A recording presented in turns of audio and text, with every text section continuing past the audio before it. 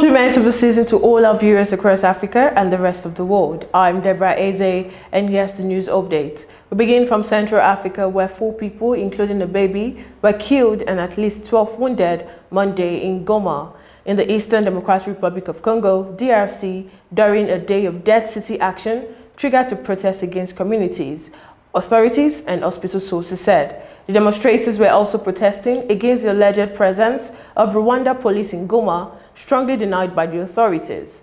Early in the morning, demonstrators invaded the main streets of the capital of the North Kivu province, bordering Rwanda, setting fire to tires and erecting stones barricade on the road.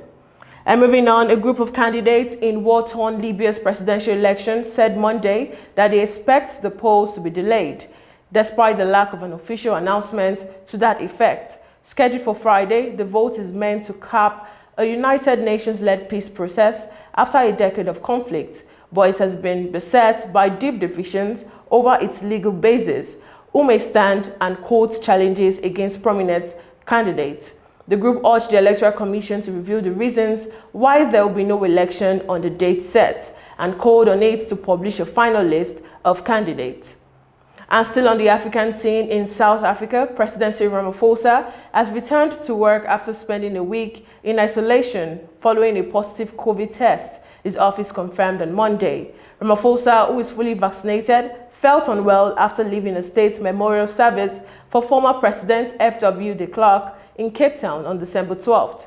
The South African government, however, didn't reveal whether he had been infected with the Omicron coronavirus variant. And in West Africa, Nigeria, the President Muhammadu Buhari has asked the National Assembly to remove the clause that has to do with direct primaries from the Electoral Act Amendment Bill. It was gathered on Monday that the President, who stated this in his letter to the Senate, asked the National Assembly to remove the controversial clause on direct primaries from the bill and return the proposed law to him for assent. The Special Advisor to the President of Media and Publicity, Garba Shehu, confirmed that Buhari had sent the letter to the National Assembly. The contents of the letter said the President refused assent because political parties had their various constitutions that stipulated mode of primaries that should be adopted. And still in Nigeria, the Pan-Northern Socio-Political Organization Arewa Consultative Forum has accused the President, Muhammadu Buhari, and Northern governors of creating impression the lives of those who are being killed in North by bandits do not matter. The ACF, which stated this in a statement in Kaduna on Monday by its National Publicity Secretary, Emmanuel Yahweh, condemned the gruesome killing of 38 persons in 4 communities in the Giwa local government area of Kaduna State.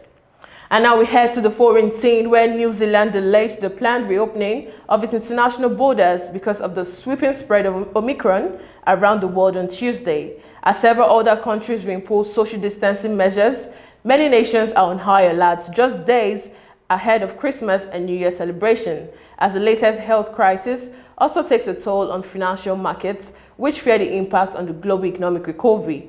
Omicron infections are multiplying rapidly across Europe, the United States and Asia, including in Japan, where a single cluster at a military base has grown to at least 180 cases. And still on the foreign scene, last week authorities in South Korea announced a series of social distancing measures lasting until at least January 2nd. They include limiting gatherings to no more than 4 people and forcing restaurants, cafes and bars to close by 9 p.m.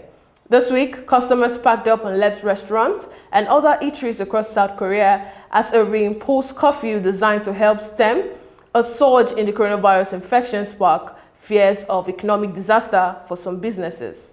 The measures came just 6 weeks after highly vaccinated South Korea eased many restrictions to try to live with COVID-19. Since then, daily cases and serious infections have hit record high, adding to strain on the country's medical system.